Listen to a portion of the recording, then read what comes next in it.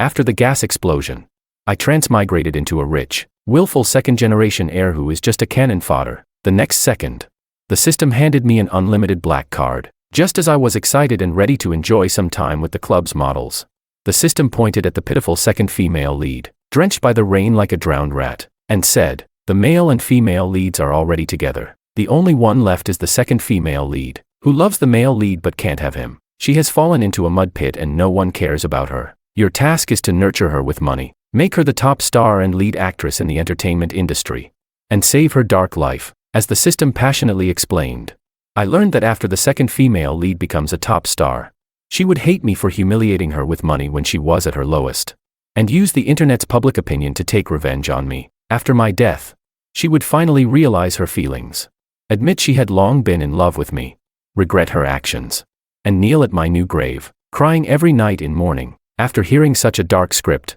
I almost cried. The next second, I quickly snatched the black card, sped past the pitiful second female lead, splashed her with rainwater, and headed straight for the nearby mall and 4S store. I swiped the card like crazy, buying luxury watches, changing phones, upgrading to a top-tier computer, and buying $1 million sports car. Over 20 boxes clinked as they filled the trunk of the luxury car. I laughed and said, "I, George, have been poor for 24 years. I need this black card more than the second female lead to redeem my life." Chapter 1. The car's trunk was packed to the brim. I wiped the sweat from my forehead and slammed the loot shut with a thud. The system frantically shouted, "Host, you came to this world to redeem the second female lead. If you don't complete the task, you'll be punished." I quickly lay down under the car wheel. I laughed and said, "It's just an elimination, right? Stop wasting time. Control the vehicle and drive over me." The system shouted fiercely, "It's worse than death. If you don't complete the task, you will stay in this world forever."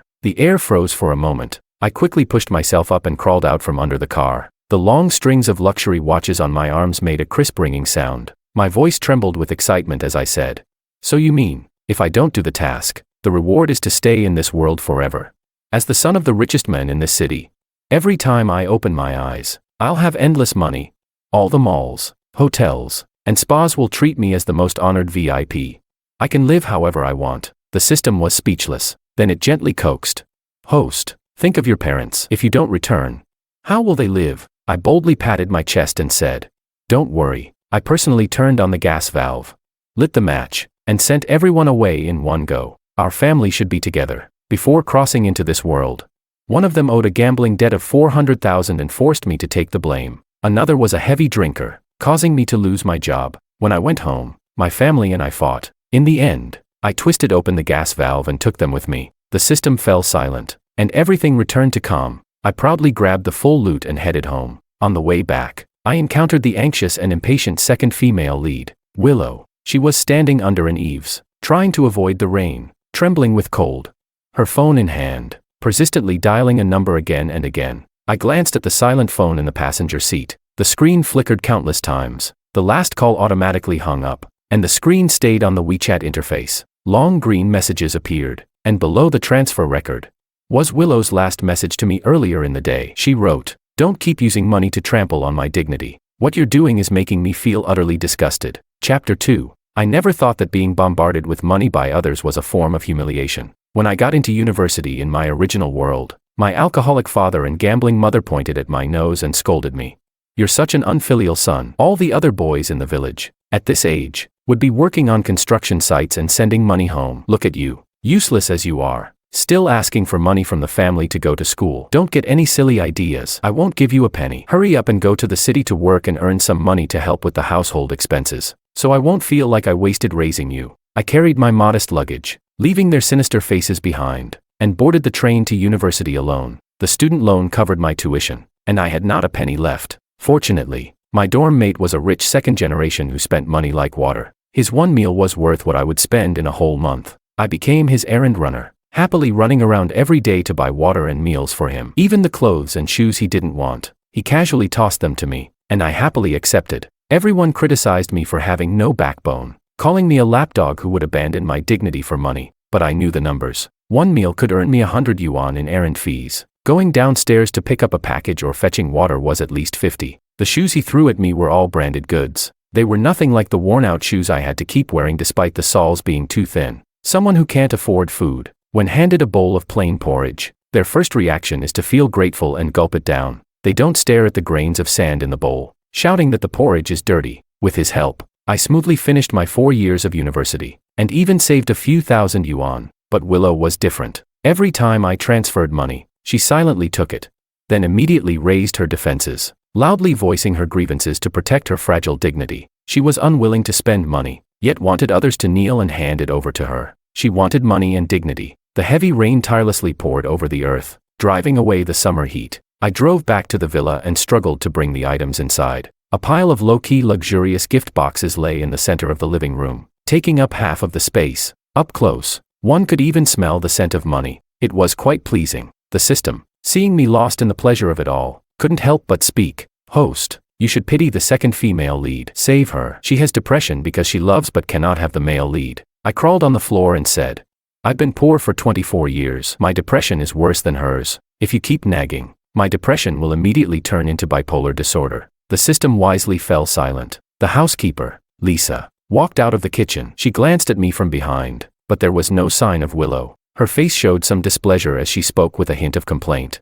Mr. Wang, didn't you go to pick up Miss Lu?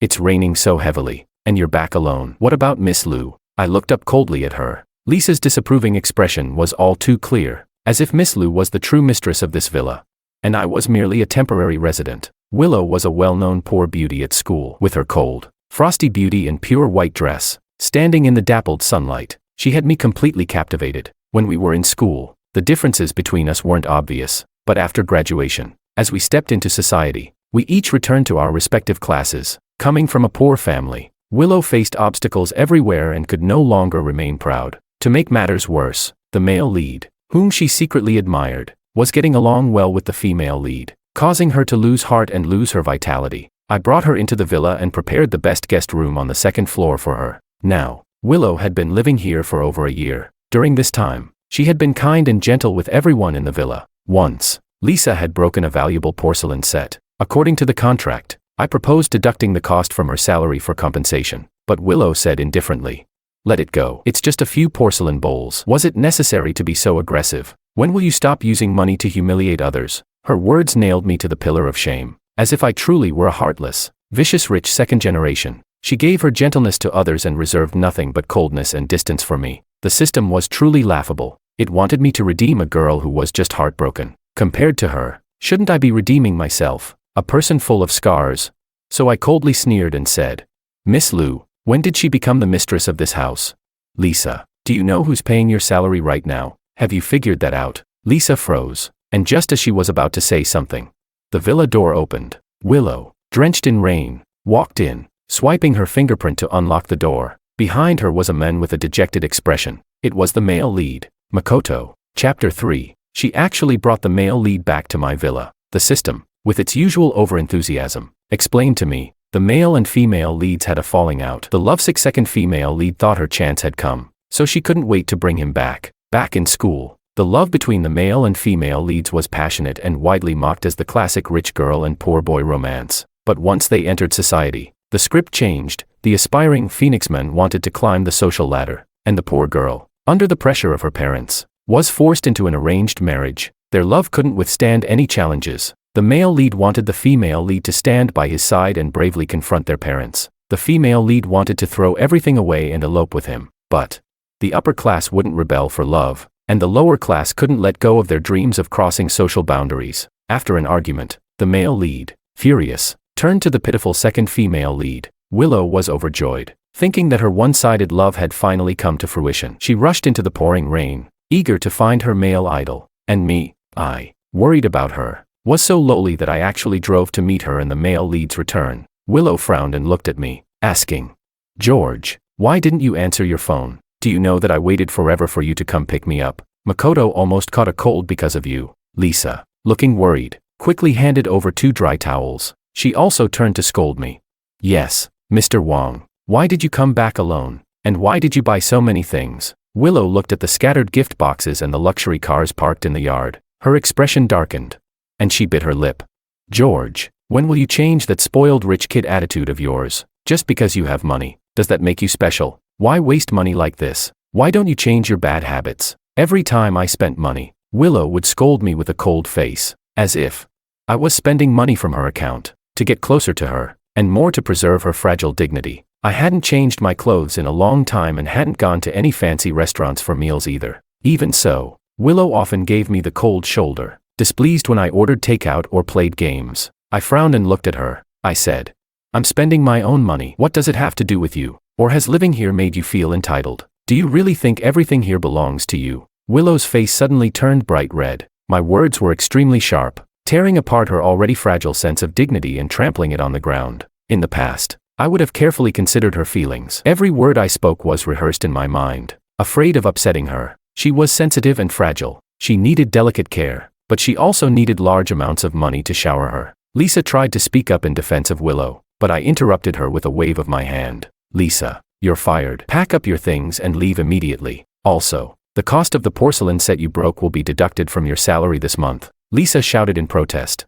"Mr. Wong, how can you fire me? I didn't make any mistakes." Willow pouted, expressing her dissatisfaction with me. She said, "George, you've never been poor, so do you know how disgusting it is to force people with money?" She was wrong. I had been poor, truly poor. Poor enough not to be able to buy a pen or afford a meal. Poor enough to dig through garbage bins for food. I would pick up discarded dry buns from the trash and stuff them into my mouth. Stumbling my way through high school, I was so poor that when a rich kid from university handed me 100 yuan for running errands, I couldn't sleep all night, clutching the red note, turning it over and over. But I knew that poor people weren't like her. After accepting someone's money, they didn't turn around and insult them. I smiled and said, "All right then." I looked directly into her eyes and said, "Lisa can stay. From now on, Miss Liu will be the one to pay your salary." Willow choked on her words, pressing her lips together without saying another word. She didn't want to pay the money. Even though I had transferred so much money to her, she only spent it on herself for clothes and makeup. She hadn't given me anything, not even a token gesture of appreciation. When Lisa was dragged away by the housekeeper, she was still crying and begging for forgiveness, asking me for another chance. Standing next to Willow, Makoto gritted his teeth. He glanced enviously at the villa and then lowered his head, sighing like an honest man and saying, "Willow, this is all my fault. Mr. Wong must be jealous that you brought me here. If that's the case, I'll leave." Chapter 4. He hunched his shoulders, lost and disheartened, about to leave, but Willow grabbed the sleeve of his shirt. She said, "Makoto, it's so late, and it's still raining heavily outside. What if you catch a fever? Just stay here tonight. Take a hot shower and get some sleep first." With that, she bypassed me, trying to take Makoto upstairs. Willow lived in the largest south-facing guest room on the second floor. It was equipped with a vanity, walk-in closet, and a bathroom, and a maid came to clean every day. I quickly spoke up. "Wait." Willow turned around with an angry look on her face and said, "George, I advise you to stop. I don't have time to waste with you arguing. I've always liked Makoto. As for you, I've only ever seen you as a brother." At that moment, the system chimed in. "Host, if you don't treat her like your real sister and redeem her a little, it'll be hard for me to complete the task. By the way, what's the most common thing your real sister has ever said to you?" What was it? I seemed to see Maria's hysterical face from my past life, her fat face enlarging before me. I mimicked her tone and said, "You're so low class. Other brothers spoil their sisters. What's wrong with wanting a new phone? What's wrong with taking some of your money? Who told you not to give me any? This world owes women fairness and an apology. So, you should support my schooling and find me a job. It's what you owe me. You better not provoke me. If you say another word, I'll cut your hair while you're sleeping tonight." The system fell silent again. My eyes were bloodshot. Willow's face began to overlap with Maria's. I was filled with anger. With a sharp snap, I grabbed the nearest cup and threw it at her. It slightly missed its target. Ah!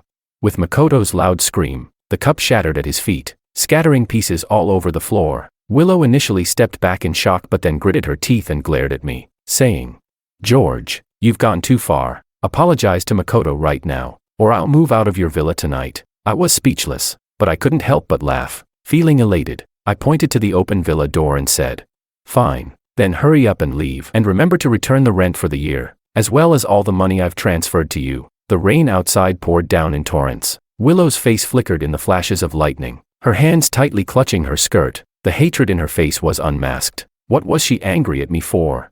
Angry because I gave her money? Angry because I helped her enter the entertainment industry? Angry because I used my connections to pave the way for her? After a while, I heard Willow's voice, trembling with humiliation. She said, "George, you should understand. Once I leave this door tonight, I will never come back. Playing hard to get will only make me hate you more, I calmly responded. Really? A parasite like you? Do you think I would want you to come back? Her face drained of color. Before this, I had never said such harsh words to her. Makoto stood protectively by Willow and said, George, how can you use your wealth to insult others like this? Willow is such an outstanding woman. She will shine no matter where she goes. Willow would indeed shine. In the book, I did everything for her, investing in a movie where she starred as the lead, using all my connections to smooth her path. With such a smooth road ahead, she could easily rise to the top and win awards. But now, without my help, Willow was just a pretty face, the former school belle, and Makoto, full of ambition and eager to climb the social ladder by using the female lead's family background.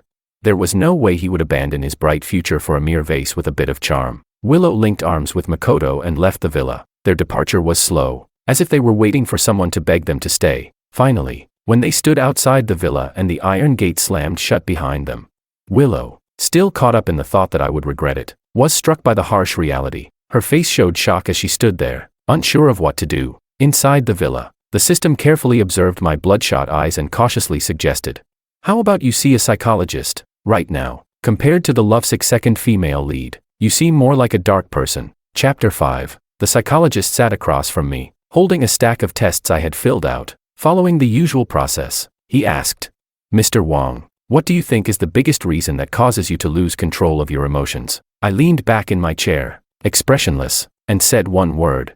Poor. As soon as the word left my lips, the 8 gold watches on my wrist and the 13 gold chains around my neck flashed in his eyes. The psychologist opened his mouth, hesitated for a long time, then nervously asked, do you have any obsessive-compulsive tendencies in your daily life? I thought for a moment and said, only when I buy a lot of things to fill up the house. Do I feel a sense of security? Otherwise, I'm always afraid that one day I'll run out of food. Sometimes, I feel like a hamster, desperately hoarding food and stuffing myself. The psychologist took off his glasses, rubbed his eyes, and tried to avoid looking at the large gold chains and small gold watches. He scratched his nearly bald head. After a moment of silence, he came to a conclusion he couldn't believe.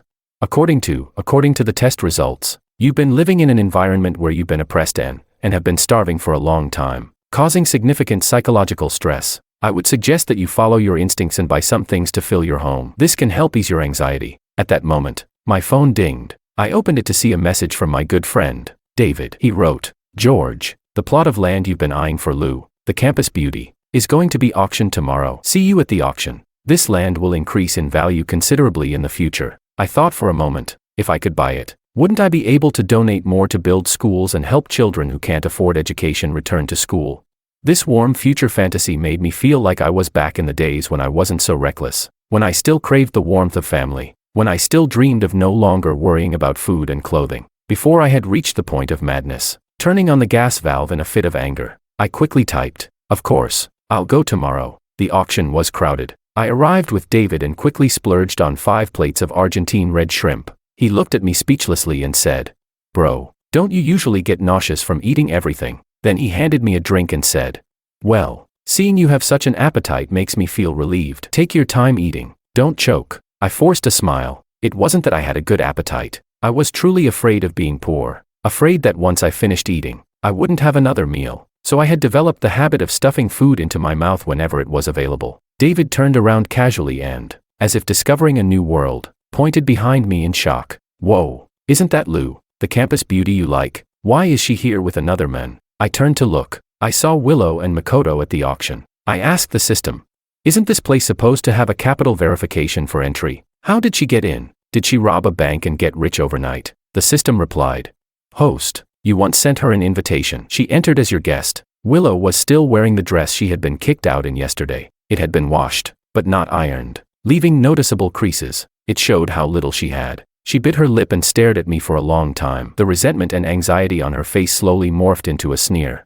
As if she had known everything all along, she probably thought I was here for her. After all, I had privately mentioned this plot of land to her several times. I had promised to buy it as a gift for her 24th birthday, to be used as a dowry when I married her. As the auction continued, Willow's expression became even more arrogant. She wore a smug look on her face. After several rounds of bidding, I won the undeveloped land for 300 million. The auctioneer enthusiastically held up the contract and said, Mr. Wong, congratulations on securing the development rights. After signing the contract, This plot of land will be your private property. Just as I was about to step forward, Willow calmly stood up. Under the spotlight, her lost dignity was completely regained in that moment. She had a look of pride on her face as she said to me, "George, since you bought the land for me, I'll forgive your impulsiveness from last night. As long as you apologize to Makoto, I'll move back to the villa tonight." Chapter 6. She accepted the land worth 3 billion with such calmness. Not a trace of gratitude on her face, only relief and a sense of entitlement.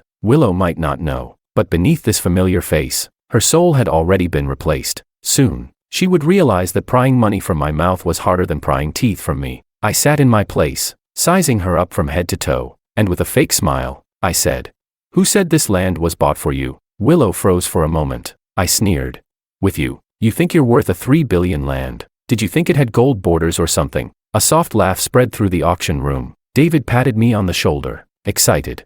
"Damn, Wong bro, your eyesight, which has been bad for 5 years, finally recovered today. Hope it doesn't happen again." Huh. Willow stood under the lights, as if she had been stripped bare in front of a crowd, her dignity shattered by the humiliation and shame. She stared at me, as if seeing me for the first time. Coincidentally, it had been less than a day since we first met. The system had tasked me with redemption, but it had chosen the wrong person. I, a person full of darkness, couldn't even save myself, let alone save a second female lead possessed by a little fairy. Whispers filled the auction room, clearly reaching Willow's ears. They were talking about how she was being kept and how shameless she was. Seeing Willow humiliated like this, Makoto's protective instincts were triggered. He could no longer sit still, and stood up to question me.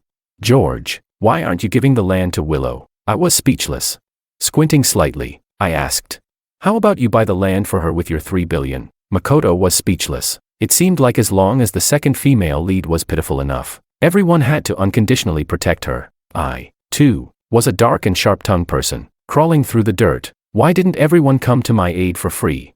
Willow's face turned crimson, ashamed and embarrassed. She fled with Makoto. Before leaving, she glared at me and spat out, "George, even if you beg me in this lifetime, I'll never return to your villa." The second female lead and her male lead disappeared completely from my world. There was no longer anything standing between them. I imagined that Willow must have gotten her wish, living happily ever after with her male idol. On the third day after winning the land, I walked into a 4S store. I reached out and gently touched the latest luxury car. The feeling of it really soothed the anxiety in my heart. Suddenly, the system sighed in my mind. I tactfully replied, "Why did I not go crazy these past few days? Giving you the time to sigh." It responded, "The second female lead is having a tough time now." It thoughtfully showed me Willow's recent situation. After leaving the villa, Willow and Makoto calculated how much money they had left and rented a one-bedroom apartment in a village on the outskirts of the city. It was a hot and stuffy summer, and the inside was like a steamer, but the two of them were like a couple who supported each other through tough times,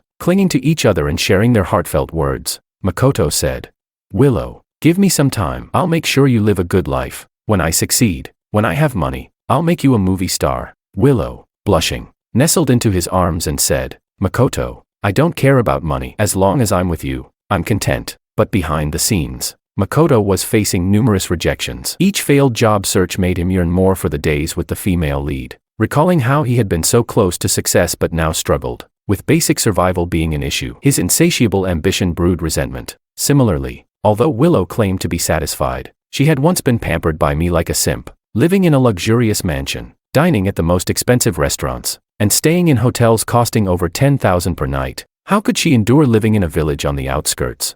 It was like a woman who had once been loved by a lion. Now, a hyena was just a distraction. The system cautiously spoke up.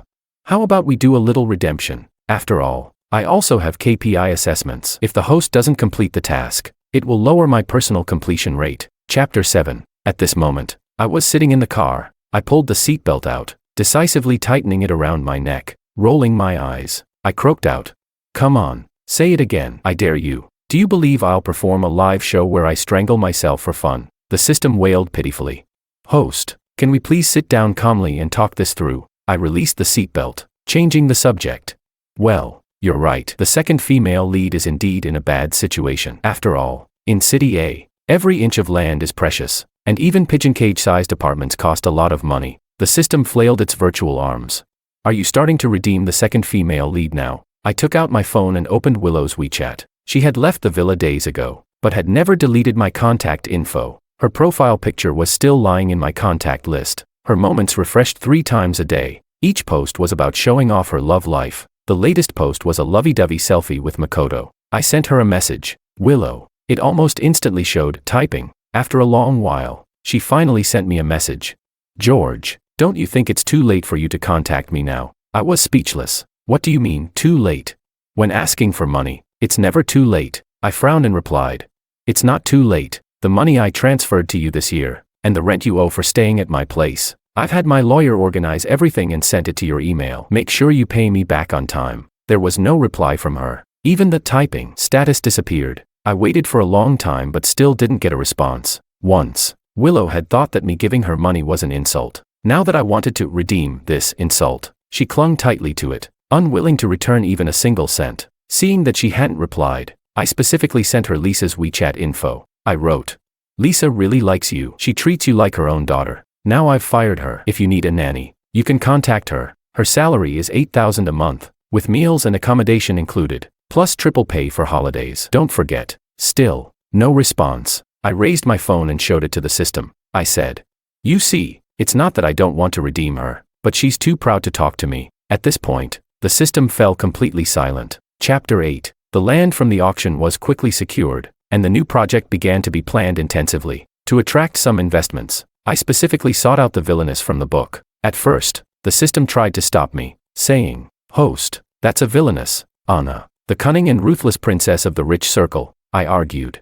Oh please, just because she doesn't pamper the main characters and refuses to give up her share, you call her cunning and ruthless. What about Willow? Why does she get to wear the label of the devoted second female lead? The meeting went smoothly. In this body, I was just an office worker, clueless about investments or business. The only knowledge I had about business was from the rich kid in my dorm before I crossed over. He'd casually said to me, in business, the most important thing is to offer a share of the profits. Only when others can benefit will they be willing to continue cooperating with you. He not only funded my college education but also taught me many practical things. He even got me my driver's license because he found the process too tedious and dragged me along as his companion during the summer holidays. He even paid my registration fee. I pondered over the idea of profit sharing. I decisively changed the proposed 60-40 profit split to 70-30. With the contract signed, I suddenly felt like celebrating. So I ordered a few bottles of expensive red wine. What I didn't expect was that when the private room door opened and someone came in with the wine, it was Willow.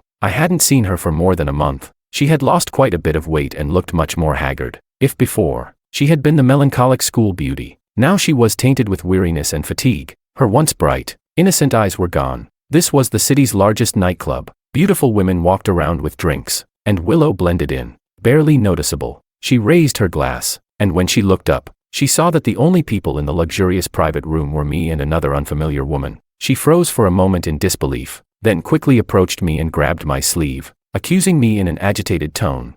George, who is she? Why are you two alone together? Without mercy, I pushed her down to the ground and adjusted my sleeve, saying, when I'm doing business, do I need to report to you? What are you even to me? Willow looked utterly aggrieved, her face turning red and pale. She stared at me for a long time, before finally lowering her eyes and sighing. It was like surrendering, or perhaps like the tension she'd carried for so long finally eased. She spoke slowly.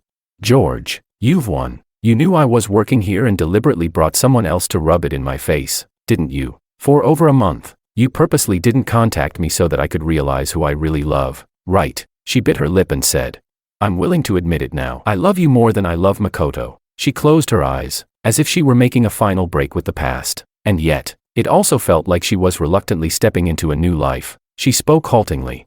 George, I will come back to you and promise not to have any private contact with Makoto again. But I have one condition. You have to give me the land first, and then we'll set some ground rules. First, take back the debt repayment list you sent me. I slammed my hand on the table and shouted.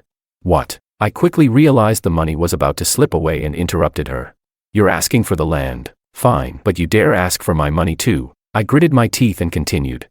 You want the land and the money, and still have the audacity to come back to me after everything. Are you some kind of disaster bringer? Is it my fate to be ruined just by being associated with you? Chapter 9. In this story, I spent most of my efforts turning Willow into the new best actress of the entertainment industry. After she won the Best Actress award, the first thing she did was use online public opinion to heavily criticize the Wong Group. She even bought an army of internet trolls and marketing accounts, collaborating to suffocate my parents' newly started business in its infancy. From that moment, the Wang family had no chance of recovery. My parents soon died in despair. Men and women really think differently. When a woman loves a man, she wants to firmly grasp all his money, as if she's holding onto a beast of burden who will work hard for her. She doesn't care about how tough things are for him on the outside. The man only gets a bit of pocket money, and yet, even then, he still has to spend it buying gifts for his girlfriend on every holiday. But men are different. When a man loves a woman, he often fulfills her needs without considering the cost. To give his wife a better life, he works tirelessly and transfers paycheck after paycheck into her account. Then,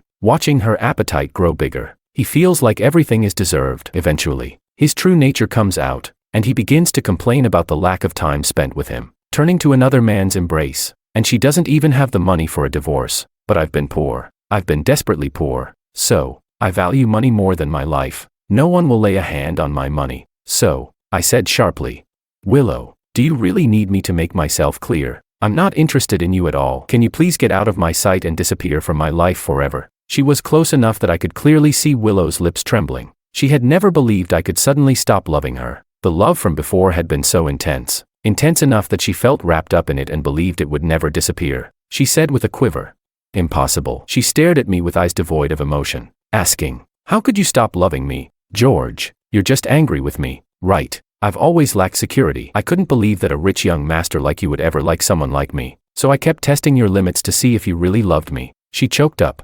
Now I'm sure you really love me. So, let's stop arguing. Can we go back to how things were, and live like we used to? She was begging me. Her eyes shimmered with tiny sparks. But love, that's a luxury only the rich and powerful can afford to give. I had only crossed into this book a month ago, and suddenly became wealthy. I couldn't give her such a luxury. To ask for love from me was destined to be in vain. The person who could give her that love had already disappeared. She stared into my eyes, trying to find the past love there. But after searching for a long time, she found no trace of love, only unfamiliarity and wariness. If she hadn't actively appeared in front of me, I would have even forgotten what the book's devoted second female lead looked like. I laughed and said, You're right. A rich kid like me could never like someone like you, a plain, unremarkable girl. Now you've proven it, so can you leave? Willow was frightened. For the first time, I saw fear in her eyes. This past month in the rundown district had been hard. In order to survive, she had to come to places like this, full of shady characters, to sell alcohol. Willow forced a smile, as if trying to convince herself. She said, It's not possible. You love me so much. How could you suddenly stop loving me? She ran up to me, grabbing my arm tightly, refusing to let go. George, I don't care. Come with me. We need to talk. I don't believe you've stopped loving me. At this moment, her acting like a spoiled child reminded me of my father's old ways. On the day I was tricked into believing my father was seriously ill and had to return home, I went through the most dangerous moment of my life. My father wanted me to drop out of school and go work in Southeast Asia with some people from our village, promising high pay. I strongly opposed it and argued with him for a long time. In the end, he also grabbed my arm like this, along with a few strangers, and dragged me to the car, shouting, George, go earn some money. You think just because you've been to college, you've got wings? Huh. I'm telling you, whether you want to or not, you're going. That scene was now replaying before me. Only Anna noticed the bloodshot look in my eyes. It felt like something had invaded my mind, and I shouted loudly. The next moment, there was a crisp slap as I raised my hand and struck Willow hard across the face. She covered her face. Shock and pain mingled on her expression. She couldn't believe that the men who once loved her so much would strike her so mercilessly. Then Anna quickly curled up in the corner of the sofa, hugging her little head, her eyes full of fear, shouting, The profit split should be 60-40. No, no, no. It should be 50-50. Just 50-50. If you hit her, you can't hit me anymore. Whoa. I'll have the secretary draft the new contract right away. Secretary, hurry up and print the new contract. Make it 50-50. Please hurry. If you don't come soon, you'll have to offer incense for me next week. Amid the chaos, the system cried out, clutching me.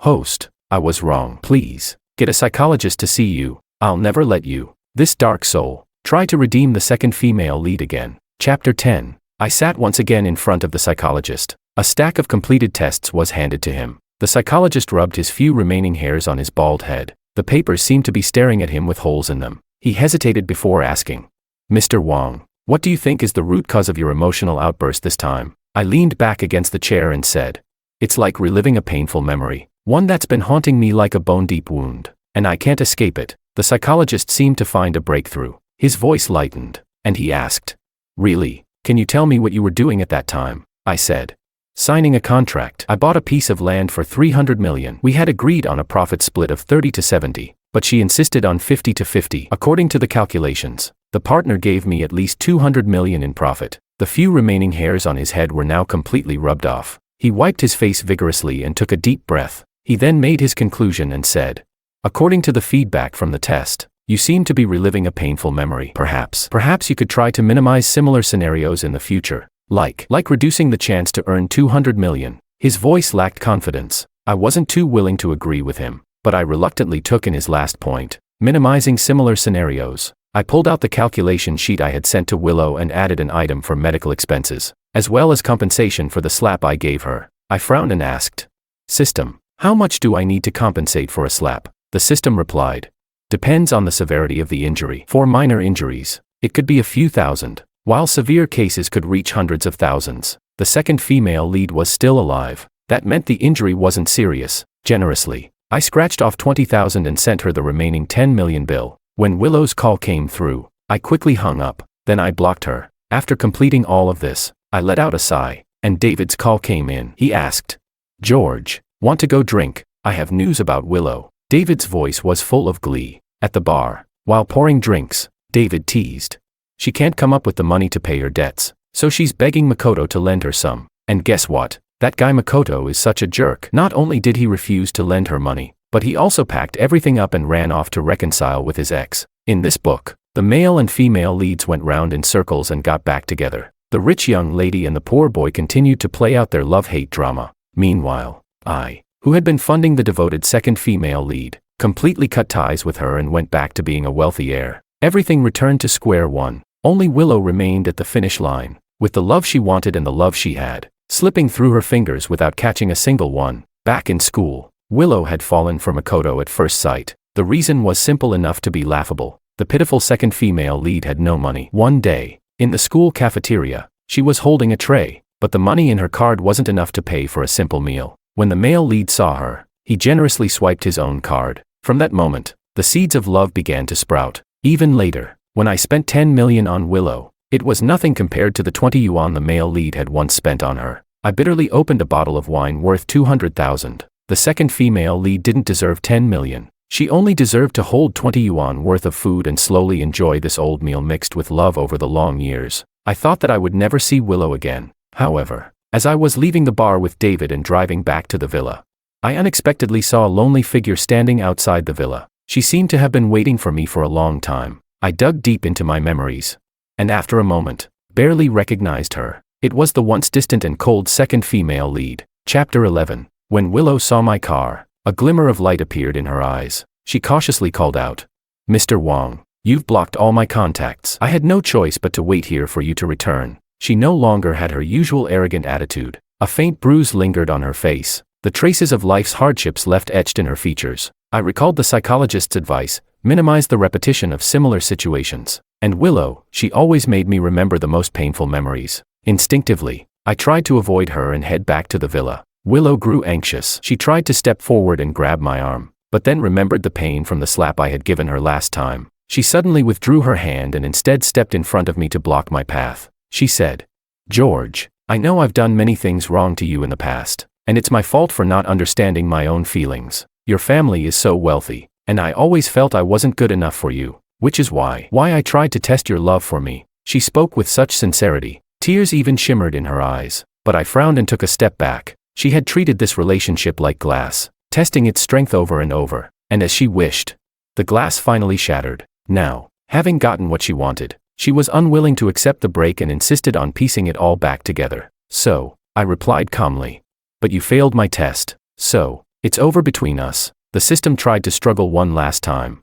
"How about?" I snapped. "Shut up. Why would I want something the male lead doesn't even want? Is this a garbage dump?" The system fell silent. A look of shock appeared on Willow's face. She couldn't believe that I had withdrawn my love, and even more so, she couldn't accept that someone who had once loved her so deeply now held no affection in their eyes. For so long, she had been maintaining a delicate balance, taking money from me, giving love to Makoto. She desperately wanted to hold on to both, but in the end, it all amounted to nothing. As I tried to pass her and head back to the villa, Willow suddenly knelt before me. Faint tear tracks crossed her face. Her voice choked. "George, you're lying to me. How could you not love me? You used to love me so much. How could you suddenly stop?" She knelt on the ground. Through her blurred tears, she couldn't see the blood-red fury growing in my eyes. Chapter 12. The day I turned on the gas valve, my mother knelt on the floor in the same way. Using her usual filial piety to manipulate me, she said, "George, I raised you all these years. Why can't you pay off your mother's gambling debts? Do you want to see those debt collectors kill your mother before you're satisfied? You're always so selfish, only thinking about yourself and never about the family. Mom is kneeling for you. Mom is bowing to you. Can you please borrow some money online to pay off my debts?" Her head kept hitting the ground, the sound resounding. It was as if, by doing this, I would become a deeply wicked person, a mere clay to be molded by her moral coercion. Now, Willow was also kneeling beside me, her figure slowly blending with my mother's aging image. Between my father and sister, the one I hated most was my mother. My father and sister were ignorant evils. But she had a gambling addiction she couldn't shake off. Yet she still tried to drag me down with her. You could never pay off the hole she dug because she would always cry and kneel in front of you, saying she had changed, only to continue the same behavior the next time. The blood-red color in my eyes grew more intense. The past and present intertwined. At the moment my reason was devoured. I grabbed Willow's hair and slammed her head onto the ground. I yelled, "Since you like bowing so much, go ahead and bow to your heart's content today. Even if you bow yourself to death, I will not let you control me. I would never allow my life to become the nourishment for my family's selfishness." By the time I finished cursing, I couldn't even tell who was in front of me. It wasn't until the butler dragged my maddened self into the villa that I regained a bit of clarity. I looked back at Willow. Blood covered her forehead. This was for the best. From the despair in her eyes, I knew that Willow had thoroughly realized the truth, that not only did I no longer love her, but I also hated her with all my heart. When the psychologist came for the third time, he was now completely bald. This time, he didn't ask me to fill out any tests. He said, "Those things don't work." He had given up and cut straight to the point, asking me one question. "Mr. Wong, every time you lose control of your emotions, who is present?" I thought carefully and replied, "Willow. She is always there." The psychologist slammed his hand on the table and said, "The cause is right here. From now on, avoid this troublemaker whenever you see her. Stay at least 10 yards away from her, and I guarantee you won't experience this anymore." A miracle doctor. He immediately prescribed the right treatment. I had an epiphany on the spot. I thanked the doctor profusely and made sure to keep his words in mind. From now on, in my life, I would not allow the lovesick second female lead to appear again. Chapter 13. The land I purchased began to develop in full swing. What puzzled me was that the book's biggest antagonist, Anna, always brought 2 bodyguards with her every time she saw me, keeping a distance of at least 3 meters and never daring to approach. In the book, she was described as a cold and aloof female CEO, ruthless and merciless. The description didn't quite match reality. She was probably regretting the 50-50 profit split, which made sense. After I bought the land, I didn't have any startup capital left, so she invested a full $400 million into the project, but her shares were equal to mine. No wonder she was regretting it. At that moment, I realized that I was probably the biggest villain in this book. If a bird flew over my head, I would pluck a feather. I often stayed at the construction site to check on the progress, and after Willow couldn't find me at my villa, she spent a long time tracking me down. She began coming to the construction site to find me. I took the psychologist's advice to heart and hired bodyguards. As soon as I saw Willow from afar, I had them escort her away. From a distance, I heard the second female lead's hysterical voice as she shouted, "Please, George, I just want to say one thing to you. Just 1 minute." I rubbed my brow in disgust. In front of me was a project worth billions. How could I spare a minute to talk to this harbinger of doom? David sneered. "TCH, the gold digger just wants money. After being locked up in a cage for so long, she must miss the comfortable days in the villa." At the beginning, Willow had thought about playing minor roles in dramas, but once the directors and staff learned that she had fallen out with me, they ignored her. Then she started a live stream, trying to become an internet celebrity by using suggestive content. But even the competition in that niche was fiercer than expected, and eventually, she was banned for violating the platform's rules. By now, she had lost any trace of the former movie queen she once was. My lawyer was chasing her down for $9.98 million. The additional $20,000 was voluntarily deducted by me for her medical fees for the injury to her forehead. I was always clear with money. I would never take advantage of others, but no one would be able to take advantage of me either. Willow couldn't repay the money, so she sued Makoto, claiming he had stolen her funds and demanding he return everything and compensate her for the losses. At that point, The love-stricken second female lead and the male protagonist were completely estranged. Without me, the villain, in the middle, they ended up in a confrontation in court. Once passionate love had vanished. After the falling out, Makoto was sued, and the first female lead's family found out, though the heroine had some romantic blind spots. Her parents were very clear-headed. I didn't care about that. What mattered to me was that my $9.98 million had finally been returned. On the day the mall construction was completed, the system, which had been silent for a long time, suddenly cheered in my ear. "Host, I'm leaving." A rare pang of conscience struck me. I said, "Sorry, I couldn't help you complete your task, affecting your KPI." It replied, "Host, my task is complete." The cheers rang in my head. Only then did I understand. The system's mission was to redeem the lovesick second female lead, to help her break free from her dark and obsessive tendencies. I had succeeded. Now, the second female lead had no trace of darkness or obsession left. All that remained was the hardship of life and a pitifully empty wallet. She had no time to brood, because the customers in the box were calling for her again. She had no time to be obsessive either, because the customers would complain about her. Wonderful. I congratulated myself. I had successfully redeemed a dark, obsessive person. When the second round of investments came in, I donated to several schools and helped children in poor mountain areas return to school. I hadn't lost control of my emotions in a long time. The nightmares from before I entered the book slowly faded away. On the first day the mall opened, I successfully received my first bonus. It also happened to be my 26th birthday. I met up with David and Anna at a nightclub booth. During the evening, the fruit platter we ordered was brought in. The door opened, and unexpectedly, Willow appeared in front of me. Chapter 14. She held the heavy fruit platter and drinks, and as usual, crouched down to place them on the table. Just as she was about to say something, she looked up and saw me sitting in the center of the sofa. For a moment, she seemed dazed. Although it had only been 2 years since we last spoke, it felt as if we had lived an entire lifetime together. She froze for a moment, then said to me, "George, I had a dream. I dreamed that you helped me enter the entertainment industry and even made me the best actress. But I always thought that the money you gave me was a humiliation, that you repaid kindness with ingratitude, leading to the downfall of the Wang family, and eventually caused your death. By the end." Her voice trembled and choked up. She might have dreamed of the plot of the original book. In her dream, she lived a life of wealth and glory, but when she woke up, it was all a fleeting illusion. The four of us in the new house wore different expressions. My unfamiliar gaze met her tearful eyes, and there was not a hint of emotion in mine. David impatiently glanced at Willow. Willow had already lost all her sharp edges, yet she still looked at me with hope in her eyes. She longed for me to change my mind, hoping I would fall in love with her again, and pull her out of the mire. Only Anna, the book's greatest villain, was curled up in the corner, covering her head in fear and shouting, "What are you standing there for? Close the door already." Every time this young Master Wang sees her, he goes crazy. "If you don't close the door, you'll really have to burn incense for me next time." The door was slammed shut. One door separated us into two different worlds, worlds that would never merge. The world Willow had once despised. She would never set foot in it again.